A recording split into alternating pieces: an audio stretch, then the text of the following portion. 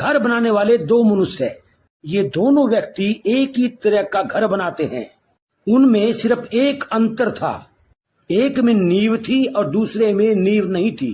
लुक्का 6 अध्याय की 48-49 आयत के अनुसार पहले व्यक्ति ने घर बनाते समय भूमि गहरी खोदकर चट्टान पर नींव डाली। दूसरे व्यक्ति ने मिट्टी पर बिना नींव का घर बनाया।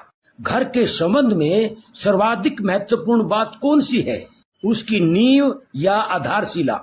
कोई घर देखने में कितना भी अधिक सुंदर क्यों ना हो, यदि उसकी नींव मजबूत नहीं है तो उस घर का निर्माण व्यर्थ होता है।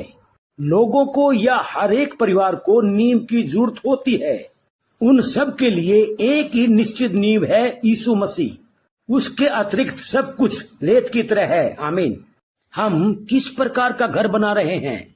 यदि हमारी सबसे बड़ी इच्छा यह है कि हम सुरक्षा, आराम और शांति प्राप्त करें, तो हम अपना घर रेत पर बना रहे हैं। यदि हमारी सबसे बड़ी इच्छा मसीह को जानने और उसके समान बनने की है, तो हम अपना घर चट्टान पर बना रहे हैं। सच्चा मसीही मसीह को जानता है और उसकी आज्ञाओं को मानता है। वह मसीह के वचन को सुनता है और उसके अनुसार कार्य करता है। यीशु को जानना यीशु से प्रेम करना है। यीशु से प्रेम करना यीशु की आज्ञा मानना है। यीशु यूहन्ना 14 अध्याय की 21 आयत में कहता है, जिसके पास मेरी आज्ञा है और वह उन्हें मानता है, वही मुझसे प्रेम रखता है। ऐसा व्यक्ति अपना घर चट्टान पर बनाता है। आमीन। 3 प्रकार की परीक्षाएं, वर्षा, बाढ़ और तूफान। वर्षा भिन्न भिन्न तरह की तकलीफ जैसे शताब, संपत्ति की हानि, स्वास्थ्य की हानि और मृत्यु को दर्शाती है। ये सभी तकलीफ हम पर बाहर से आती हैं। बाढ़ संसारिक अभिलाषाओं और अहंकार को दर्शाती हैं। ये परीक्षाएं हमारे भीतर उत्पन्न होती हैं। शैतान इन बाहरी और आंतरिक 2 तरह की परीक्षाओं के माध्यम से हम पर विजय होने का प्रयास करता है। तूफान शैतान को दर्शाता है। शैतान शक, डर और निराशा के माध्यम से हम पर आक्रमण करता है। यह शैतान के जलते हुए तीर हैं। शैतान एक क्रूर या दुष्ट तूफान है।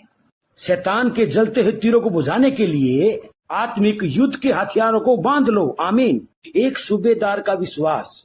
मत्ती अध्याय 8 में हम यीशु द्वारा किए गए कुछ चमत्कारों के बारे में पढ़ते हैं, जिन्हें कोई नहीं छूता था। यीशु ऐसे कोढ़ियों को छूता था। हम यहाँ एक रोमी सूबेदार के बारे में पढ़ते हैं, जो इतना नरम व दीन था और ऐसे विश्वास से भरा था कि जब यीशु ने कहा कि वह उसके सेवक को चंगा करने उसके घर आएगा, तो उसने कहा, प्रभु मैं इस योग्य नहीं हूँ कि तू मेरे घर आए। तू केवल वचन कह दे और मेरा सेवक चंगा हो जाएगा। उसी घड़ी यीशु ने कहा, मैंने ऐसा विश्वास इजराइल के किसी व्यक्ति में नहीं पाया है। तब यीशु ने सूबेदार से कहा, जा, जैसा तेरा विश्वास है वैसा ही तेरे लिए हो। और उसका सेवक उसी घड़ी चंगा हो गया। आमीन। यीशु विधवा के पुत्र को जीवित करता है। यीशु और उसके चेलों की मुलाकात एक विधवा से हुई, जिसके इकलौते पुत्र की मृत्यु हो गई थी। यीशु को उस स्त्री पर विशेष दया आई, क्योंकि उसका यह पुत्र ही उसके लिए सहायता और आराम का एकमात्र माध्यम था। इसलिए यीशु ने उसके मृत पुत्र को जीवित करके फिर से उसे सौंप दिया। यीशु ने दूसरे लोगों को भी जीवित किया था, क्योंकि यीशु ने यूहन्ना के चेलों से मत्ती 11 अध्याय की 4-5 आयत में कहा था कि मुर्दे जिलाए जाते हैं। कुछ यहूदी लोग यह समझते थे कि यीशु एलिया और अलीसा जैसे पुराने नियम के भविष्यवक्ताओं के समान था, परंतु यीशु के मरकर जी उठने के बाद ही लोग महसूस करने लगे कि वह भविष्यवक्ता से बढ़कर परमेश्वर का पुत्र मसीहा था। आमीन। पिता परमेश्वर आपको और आपके पूरे परिवार को वरदानों से भर दे, यीशु मसीह के नाम में। आमीन।